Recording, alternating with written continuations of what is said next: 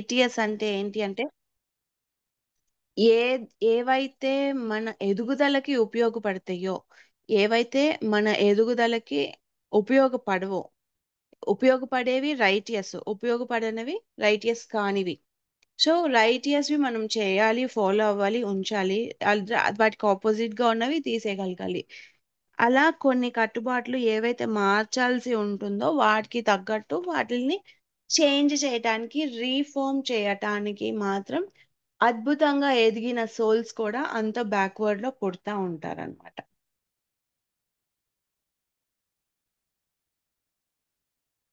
So అలా పుట్టడం వల్ల ఏమవుతుంది, now why would a soul be interested in doing that? అలా ఎందుకు చేయాలనుకుంటుంది? ఆ ట్రైబ్ ఎవరో, వాళ్ళ వాళ్ళ ట్రైబ్ ప్రకారం వాళ్ళేదో ఉంటుంటారు, వాళ్ళేదో పుడతారు, వాళ్ళేదో పోతారు. ఈ సోల్ ఎందుకు వాళ్ళని మార్చాలని అనుకుంటది? Because that then allows the soul to speak instead of the genetics to speak. So ఆ ట్రైబ్ లో పుట్టినప్పుడు శరీరం ఆ ట్రైబ్ నుంచి వస్తుంది ఆ సోల్ కి. సో శరీర ధర్మం ప్రకారం కొన్ని ఉంటాయి, అంటే జీన్స్ ప్రకారం జెనెటిక్ గా కొన్ని ఆలోచనలు ఉంటాయి. కొన్ని ఆలోచనలు జెనెటిక్ గా వస్తూ ఉంటాయి. అంటే ఏంటి అంటే ఆ కట్టుబాట్లు మా ప్రకారం ఇదే రైట్, ఇలా జీవించటమే కరెక్ట్, ఇలానే జీవించాలి, ఇలానే ఉండాలి, ఇలానే చచ్చిపోవాలి, ఇలానే ఈ నియమాల ప్రకారమే ఉంటది అనమాట. ఎన్విరాన్మెంట్ ప్రకారం, శరీర ధర్మం ప్రకారం కొన్ని నియమాలు ఉంటాయి. కానీ లోపల నుంచి సోల్ వేరే చెప్తా ఉంటుంది. సో అక్కడ ఒక పెద్ద ఛాలెంజ్ వస్తుంది అనమాట రిఫార్మర్ కి. శరీరము చుట్టూ తల్లిదండ్రులు, చుట్టూ మన ట్రైబ్, మన సమాజము, మన గుంపు అంతా ఒకలా ఉంటారు. లోపల నుంచి సోల్ ఒకలా ఉంటుంది. అక్కడ పెద్ద ఛాలెంజ్. ఎందుకంటే అది ఆల్రెడీ బ్రిలియంట్ సోల్, చాలా రిఫార్మ్ అయిన సోల్ కాబట్టి ఆ సోల్ ని ఎక్స్ప్రెస్ చేయడం అలవాటు అయి ఉంటుంది. బాడీని జయించి సోల్ ని ఎక్స్ప్రెస్ చేయడం అలవాటు అయి ఉంటుంది. సో అక్కడ ఆ రిఫార్మర్ ఏం చేస్తారంటే, అందరూ సోల్ ని తొక్కేసి బాడీ ప్రకారం జీవిస్తా ఉన్నప్పుడు ఈ బ్రిలియంట్ సోల్ మాత్రం బాడీని తొక్కేసి సోల్ ప్రకారం ఎక్స్ప్రెస్ చేస్తది. అలా సోల్ కి తన తనని ఎక్స్ప్రెస్ చేసే అవకాశం అక్కడ వస్తుంది కాబట్టి సోల్ కి అది చాలా ఇష్టం. ఎందుకంటే సోల్ తనని, తన ఉనికిని ఎక్స్ప్రెస్ చేసినప్పుడు, ఎక్కడైనా మనకి మన అభిప్రాయాలు ఎక్స్ప్రెస్ చేసే అవకాశం వచ్చినప్పుడు మనం హ్యాపీగా ఉంటామా? మనల్ని తొక్కేసే ప్లేస్ లో మనం హ్యాపీగా ఉంటామా? ఎక్కడైనా మన అభిప్రాయాలు, మనకి విలువ, మనకి గుర్తింపు వచ్చే దగ్గర మనం హ్యాపీగా ఉంటాము. అట్లాగే అలాంటి సిచ్యువేషన్స్ లో బాడీని జయించి సోల్ ముందుకెళ్తుంది కాబట్టి సోల్ కి అది చాలా ఇష్టం అన్నమాట. And many of are you are this way today. ఇప్పుడు చాలా మంది అట్లాంటి బ్రిలియంట్ సోల్స్, చాలా రిఫార్మర్స్ ఉన్నారు. You are very advancing souls who have lived as brilliant men and women, aristocrats and scholars, noble men and noble women. So మనం ఇలాంటి advanced souls చాలా brilliant గా, అద్భుతంగా జీవించి ఎంతో అడ్వాన్స్ గా, స్కాలర్స్ లాగా, అంటే ఆ, పండితుల్లాగా, ఆ, గొప్ప వ్యక్తుల్లాగా జీవించి వచ్చిన వాళ్ళు, అంటే చాలా రీఫార్మ్ చేసి ఎంతో ఎదిగిన వాళ్ళు ఉన్నారు. You have lived lives of unimpeccable quality. అంటే అసలు ఇంకా మచ్చ లేకుండా అద్భుతమైన క్వాలిటీతో జీవించి ఉన్నాము మనం. కొన్ని souls, advanced souls, brilliant souls గత జన్మల్లో మచ్చ లేకుండా జీవించటము అంటే భౌతికంగా మనుషులు వేరే మనుషులు అనటం కాదు. ఎక్కడ సోల్ ని తొక్కకుండా ప్రతి క్షణం సోల్ ప్రకారమే జీవిస్తా ఉండటం. అది అంత చిన్న పనేం కాదు, కష్టమే. ఎంత కష్టం అనుకుంటే, ఇది ఈ సమాజంలో మనం జీవించేటప్పుడు మనకి ఎన్నో ఇవి వస్తాయి అన్నమాట, లాగేస్తుంది బాడీ మనల్ని అటువైపుకి. ఎందుకు, ఒక ఎగ్జాంపుల్, ఒక చిన్న ఎగ్జాంపులే తీసుకుంటే, ఒక ఆఫీస్ లో, గవర్నమెంట్ ఆఫీస్ లో వర్క్ చేస్తా ఉంటారు. సోల్ తన ప్రకారం తను జీవించాలి అనుకుంటుంది. అంటే బాడీ ఎలా జీవించాలి అనుకుంటుంది అంటే, బాగా డబ్బులు సంపాదించాలి, బాగా లంచాలు తీసుకోవాలి, బాగా డబ్బులు సంపాదించాలి అనుకుంటుంది. సోల్ ఏమనుకుంటుంది అంటే, ఎక్కడ అత్యాశకి పోకూడదు. అత్యాశ ఎక్కడైతే నేను అత్యాశ, గ్రీడ్ ఇవి వస్తున్నాయో అవి వెళ్ళకూడదు, అవి రాంగ్, అవి అటు సైడ్ నేను వెళ్ళకూడదు అనుకుంటది. జనరల్‌గా అందరూ ఏం చేస్తారు? ఎవరైనా వచ్చి ఈ పని చేయండి. ఇది మీకు గిఫ్ట్. ఇది లంచం కాదు. ఇది గిఫ్ట్ అని అలా ఇస్తారు. కానీ ఎక్కడ సోల్ అయితే ఆశపడదు. వేరే వాళ్ళ డబ్బుల కోసం సోల్ అయితే ఆశపడదు. బాడీ అయితే ఏముంది ఇవి తీసేసుకుంటే మన లైఫ్ చాలా బెటర్. ఇది నేనేం మిస్టేక్ చేయట్లేదు. వాళ్ళే ఫ్రీగా ఇస్తున్నారు. అంతే కదా! ఇదేమి పెద్ద మిస్టేక్ కాదు. వాళ్ళిస్తున్నారు. వాళ్ళని నేనేమి హర్ట్ చేయట్లేదు. వాళ్ళని నేనేమి బాధ పెట్టట్లేదు అని మన పర్సనాలిటీ మనకి నచ్చచెప్తదనమాట. నచ్చచెప్తది. అప్పుడు మనము బాడీ సైడ్ వెళ్ళాలా? సోల్ సైడ్ వెళ్ళాలా? అన్న నిర్ణయం తీసుకోవటం ఎంత కష్టంగా ఉంటుంది. ఈ సమాజం అంతా లంచం తీసుకొని వాళ్ళని ఫూల్స్ లాగా చూస్తా ఉంటారు. అంటే ఆహ్ ల్ నిజంగా సిన్సియర్‌గా ఉన్న వాళ్ళని నవ్వుతారనమాట. చూసి నవ్వుతారు. వీడిట్లా ఎన్ని అవకాశాలున్నా వేస్ట్‌గా వదిలేసుకున్నారని. పేరెంట్స్ అయినా కూడా, వైఫ్ అయినా కూడా ఎవరైనా నిజంగా కొంతమంది గ్రేట్ సోల్స్ ఉంటారు. అడ్వాన్స్‌డ్ గొప్ప సోల్స్. లంచం తీసుకునే మనుషులు మన ఇంట్లో ఉంటే బాధపడకుండా గర్వంగా ఫీల్ అయ్యే వాళ్ళు కూడా ఉంటారు. అందరూ ఒకేలా ఉంటారని కాదు. కానీ అటువైపుకి వెళ్ళిపోవాలి. అందరిలాగా జీవించాలి. అందరిలాగా మనం కూడా ముందుకెళ్ళాలి. ఫిజికల్‌గా, భౌతికంగా ముందుకెళ్ళాలి అని లొంగిపోయే వాళ్ళు ఉంటారనమాట. సో, ఇట్లాంటి సిట్యుయేషన్స్ ఉన్నప్పుడు బాడీలాగా జీవిస్తున్నామా? లేదంటే జీన్స్ ప్రకారం సోల్ ప్రకారం జీవిస్తున్నామా? బాడీని జయించి సోల్ ప్రకారం జీవించటం అన్నది యుద్ధమే. అలా అలా మచ్చ లేకుండా జీవించిన అడ్వాన్స్డ్ సోల్స్ ఉన్నారనమాట. ఇది చాలా విషయాల్లో ఒక లంచం అనే కాదు, చాలా విషయాల్లో మనం డైలీ లైఫ్‌లో మనల్ని మనం చూసుకుంటా ఉంటే, ఇది బాడీ ప్రకారమా? ఇది సోల్ ప్రకారమా? అని ఆలోచించుకుంటా ఉంటే, ఒక్కొక్క డెసిషన్‌లో యుద్ధమే చేయాల్సొస్తది. And you know how you can detect such a soul? That they are usually born into a very predominantly genetically programmed family, a tribe. A family is a tribe. And though they have the propensity to be genetically like their tribe, they are absolutely different. And the difference is astounding. అలాంటి souls మనం ఈజీగా గుర్తుపట్టేయచ్చు. అక్కడక్కడ అంద గుంపులో గోవింద లాగా కాకుండా ఆ గుంపు అంతా ఒక స్టార్స్ లాగా ఉంటే వాళ్ళు ఒక మూన్ లాగా మనకి కనపడతా ఉంటారు. సమాజంకి డిఫరెంట్‌గా అక్కడక్కడ మామూలుగా కొంతమంది అనుకుంటా ఉంటారు. మొన్న ఇందులో చూసాం గదా! కుంభమేళాలో ఐఐటీ చదివి ఒకాయన బాబా అయిపోయాడు అని చెప్పి. ఆహ్, ఆ ఫ్యామిలీలో పుట్టాడు. వాళ్ళ మదర్ చాలా యాంబిషియస్. బాగా చదవాలి అని చెప్పి ఐఐటీ చదివిపిచ్చి నెక్స్ట్ ఐఐటీ అయిపోగానే నువ్వు యూపీఎస్సీ చెయ్యాలి. ద కలెక్టర్ అవ్వాలి. చాలా యాంబిషియస్. సమాజంలో మనకి బాగా రెస్పెక్ట్ ఉండాలి. ఎంతో గౌరవం ఉండాలి అని కొడుకు కోరికలేంటి, కొడుకు ఆలోచనలేంటి, కొడుకు ఫీలింగ్స్ ఏంటి అన్నవి వాళ్ళ మదర్ ఆలోచించలేదు. బాగా చదవాలి, గొప్పగా అవ్వాలి, మమ్మల్ని గొప్పగా చేయాలి, ఈ సమాజంలో మమ్మల్ని గొప్పగా అనుకునేలాగా మా కొడుకు ఇంత గొప్ప అని మాకు గొప్పతనం రావాలి, మాకు పేరు రావాలి, ప్రఖ్యాతలు రావాలి అని అనుకుంది. ఐఐటీ చదివి నెక్స్ట్ సివిల్స్‌కెళ్ళి, నెక్స్ట్ కలెక్టర్ అయ్యి, ఆ కలెక్టర్ జీవితం జీవిస్తా ఉంటే, గుంపులో Govinda అయిపోయేవాడు.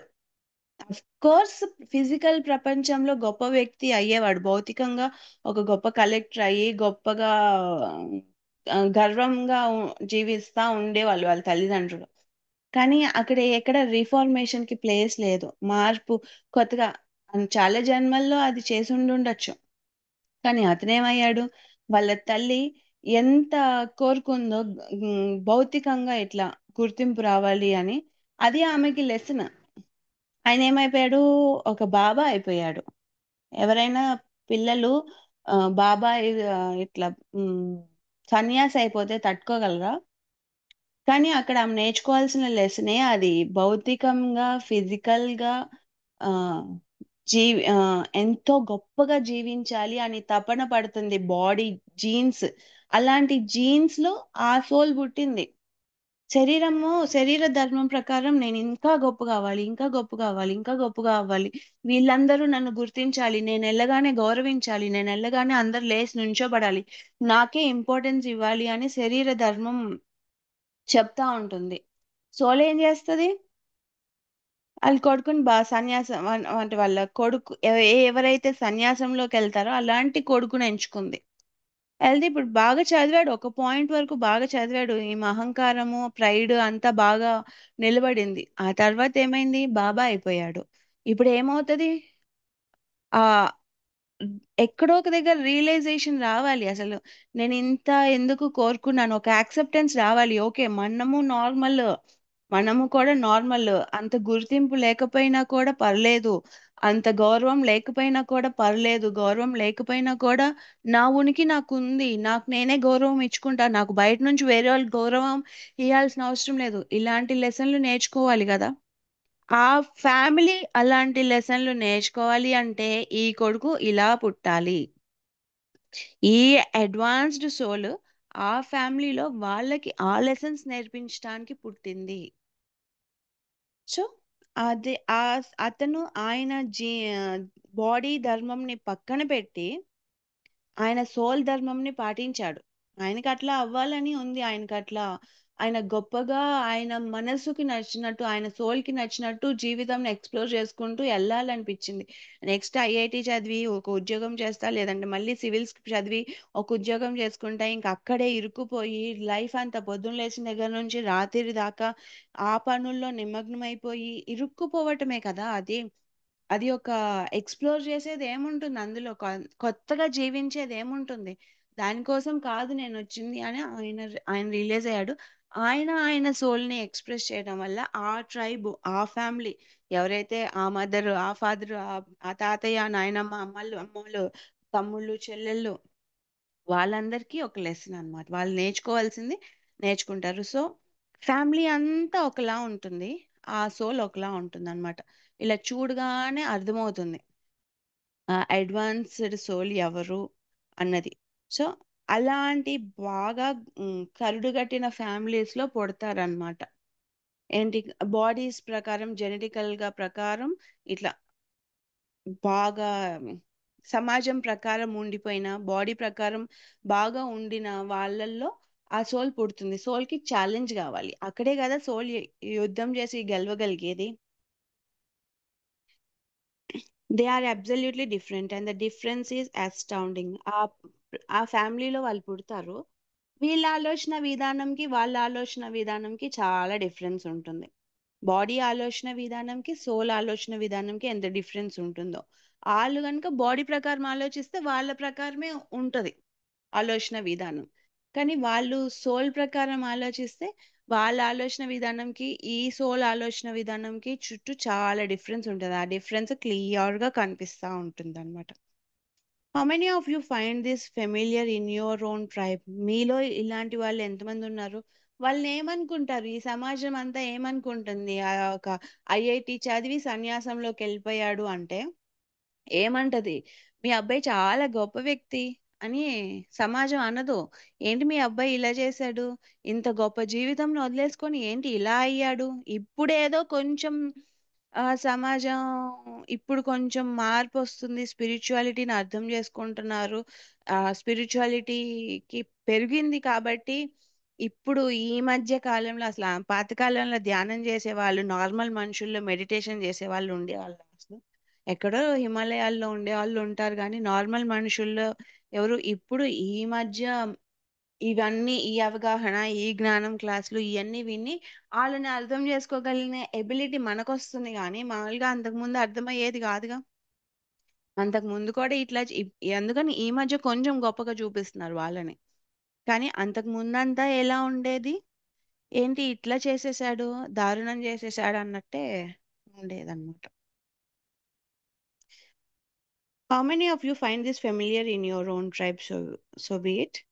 Isn't that wonderful? Because in that difference, there is an active soul energy that is more dominant than the active genetic energy. So ఇది ఎంతమందికి అర్థమైంది అన్నారు. ఆ డిఫరెన్స్ లో యాక్టివ్ జెనెటిక్ ఎనర్జీ కంటే యాక్టివ్ సోల్ ఎనర్జీ కనిపిస్తా ఉంటుందన్నమాట. మామూలు అందరి ఆలోచన విధానంకి ఆ ఒక్క రీఫార్మర్ యొక్క ఆలోచన విధానంకి మధ్య ఉన్న తేడా ఏంటి అంటే చుట్టూ ఉన్న వాళ్ళందరూ వాళ్ళ జీన్స్ బాడీ ప్రకారం యాక్టివ్ గా ఉన్నారు, వాళ్ళ బాడీ ప్రకారం వాళ్ళ ఎనర్జీస్ యాక్టివ్ గా ఉన్నాయి. ఈ పర్సన్ మాత్రం సోల్ ప్రకారం ఎనర్జీస్ యాక్టివ్ గా ఉందన్నమాట. అంత డిఫరెన్స్ ఉంటుంది. ఇది మీకు అర్థమైందా అని అడుగుతున్నారు రామ్త గారు. Now, why would the soul want to do that? Because the tribe of your family offers blocks. The tribe of your family offers the mix of ingredients that challenges genetics to desperation. Wonderful. That allows the soul to be born. Now, this may sound rather indignant to you, but the soul is after controversy. Soul is a fire builder.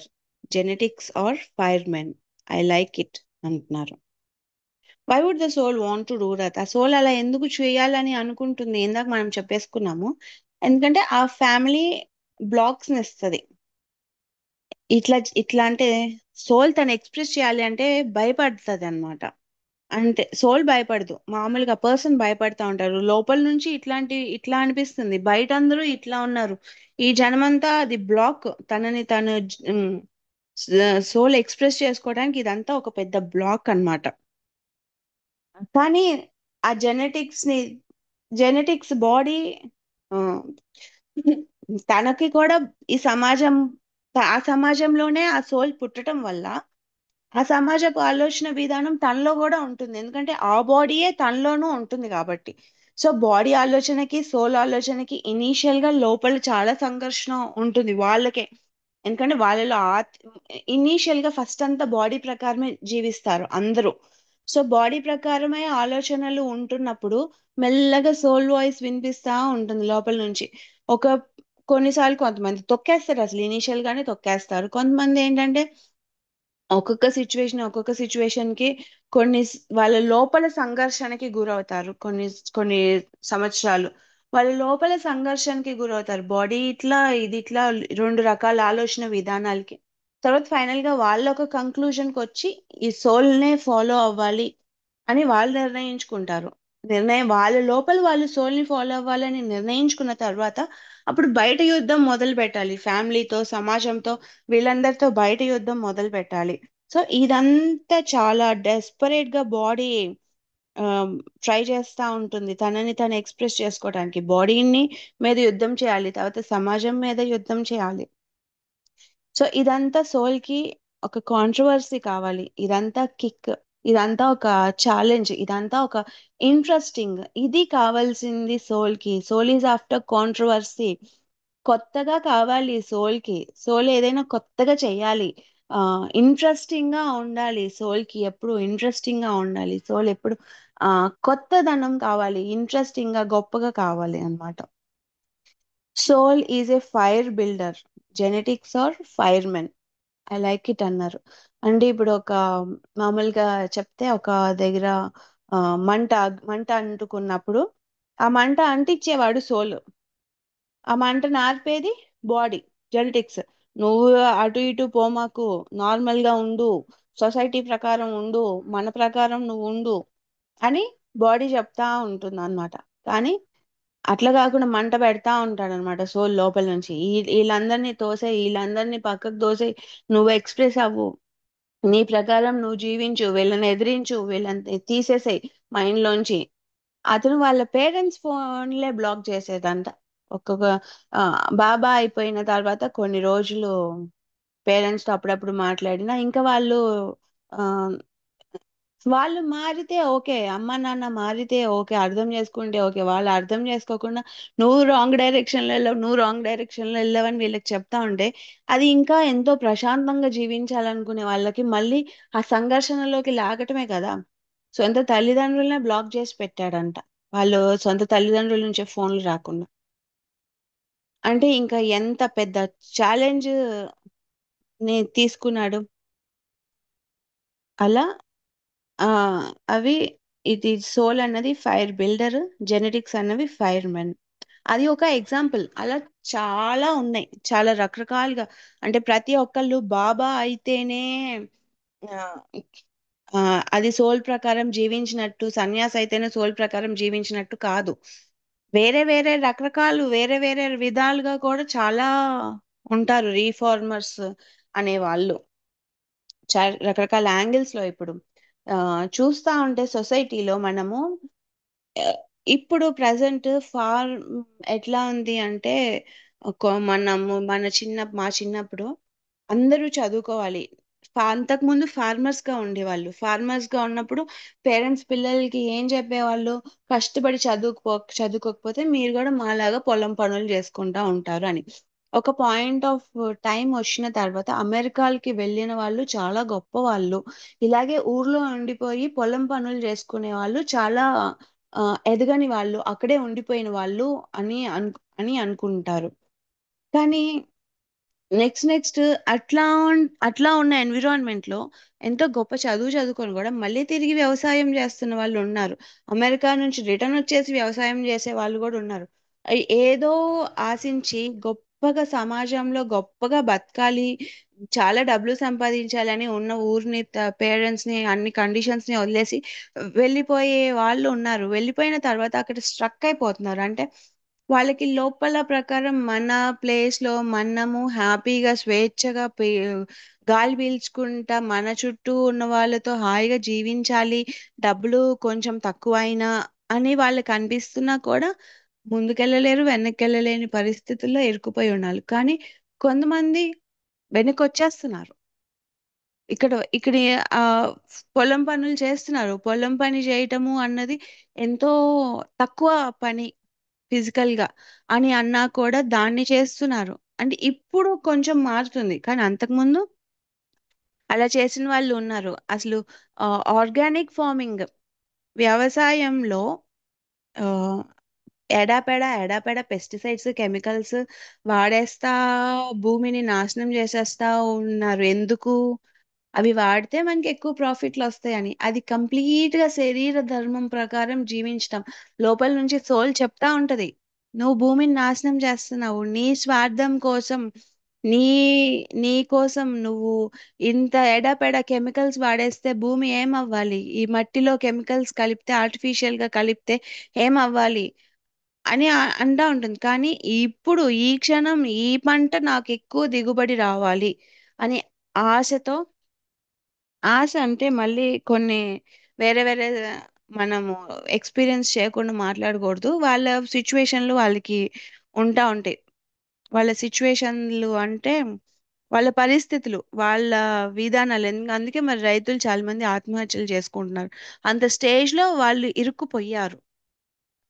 ఇరుక్కుపోయి ఆ ఇట్లా soil spoil అవటం వల్ల, ఎక్కువ పెట్టుబడి పెట్టడం వల్ల, ఇట్లా రకరకాల వాళ్ళ పరిస్థితుల్లో వాళ్ళకి అది అవసరం, గత్యంతరం లేని స్థితి దాకా వెళ్ళిపోయింది సిచ్యువేషన్. ఆ సిచ్యువేషన్స్ లో చేస్తున్నారు. కొంతమంది ఇనీషియల్ గా ఆశతో స్టార్ట్ చేశారు, తర్వాత ఆ అట్లా డైరెక్షన్ అట్లా మూవ్ అయ్యింది అనమాట. ఫార్మింగ్ లో అడ్వాన్స్మెంట్ ఆ డైరెక్షన్ లో మూవ్ అయింది. పాత కాలంలో ఎవరైనా రైతులు ఆత్మహత్య చేసుకున్నారా? ఇప్పుడు ఎందుకు చేసుకుంటున్నారు? అంటే మన అడ్వాన్స్మెంట్లు ఆ డైరెక్షన్ లో మూవ్ చేసినాయి అన్నమాట మనల్ని. అట్లా ఒక్క సన్యాసి అయితేనే రీఫార్మర్ అని కాదు. పొలం పని చేసుకునే వాళ్ళు రీఫార్మర్ అయి ఉండొచ్చు ఆ ఫ్యామిలీలో పుట్టి. ఇప్పుడు శ్రీమంతుడు సినిమా ఉంటది, మహేష్ బాబు ఎంతో రిచ్ ఫ్యామిలీలో పుడతాడు. వాళ్ళ నాన్నకి పెద్ద పెద్ద బిజినెస్లు ఉంటాయి. బిజినెస్లు ఉన్నప్పుడు ఎప్పుడు ఆ ఊరి వైపు చూడడు. కానీ వాళ్ళ అబ్బాయి ఏం చేస్తాడు? ఆ ఊరికి వెళ్ళి ఆ ఊర్లో పొలం పని చేసుకుంటా జీవితం అంతా పొలం పని చేసుకుంటా సెటిల్ అయిపోతాడు. అలా పొలం పని చేసుకుంటా సెటిల్ అయిపోవటం అన్నది ఆ ఫ్యామిలీకి చాలా డిఫరెంట్ గా, ఆ ఫ్యామిలీ థింకింగ్ కి ఈ పర్సన్ థింకింగ్ కి చాలా డిఫరెంట్ కదా. అంటే అక్కడ వాళ్ళు నేర్చుకోవాల్సిన, వాళ్ళకి చేంజ్ చేయాల్సిన మెంటాలిటీ ఏంటి అంటే ఆ రూట్స్ కి వెళ్ళి ఈ విధంగా జీవించటం. అంటే హైఫై లైఫ్ జీవించటమే అడ్వాన్స్మెంట్ కాదు, హైఫై లైఫ్ జీవించటమే గొప్ప కాదు, నార్మల్ గా జీవించటం కూడా గొప్పే. ఒక ఆ రీఫార్మ్, ఆ థాట్ రీఫార్మేషన్ ఉండాలి. ఇప్పుడు స్లోగా ఆ రీఫార్మేషన్ వస్తుంది. కొంతమంది అగ్రికల్చర్ ని ప్రొఫెషన్ గా తీసుకుంటున్నారు. అందరూ డాక్టర్స్, సాఫ్ట్వేర్లు ఇదే ప్రొఫెషన్ కాదు, ఇది కూడా ప్రొఫెషనే అని తీసుకుంటున్నారు అన్నమాట. అట్లా ఆ రీఫార్మేషన్ అంటే ఒక రకరకాలుగా ఉంటుంది.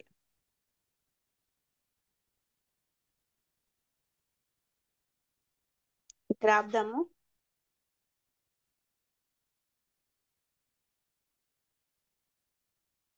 ఇక్కడ ఆపుదాం ఇంకా.